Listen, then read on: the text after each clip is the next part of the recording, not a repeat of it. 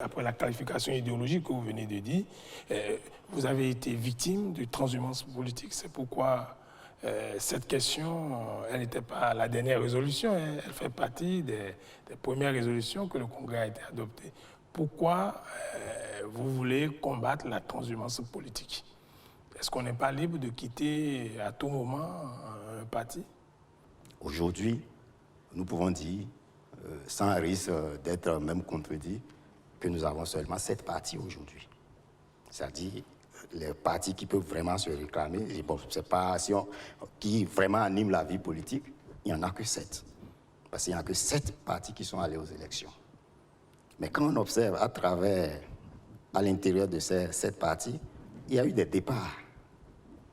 Et lorsque vous regardez les causes de ces différents départs, nous, dans notre analyse, qui nous amène au niveau du parti Moël Bénin à demander de revoir cette loi pour freiner la transhumance.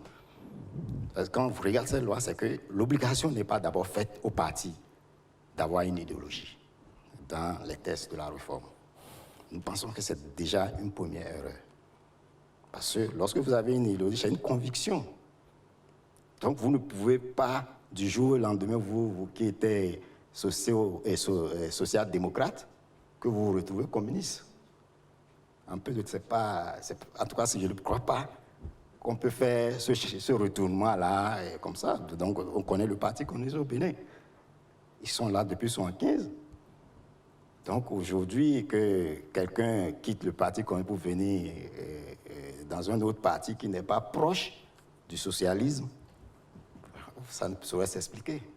On va lui donner autre chose.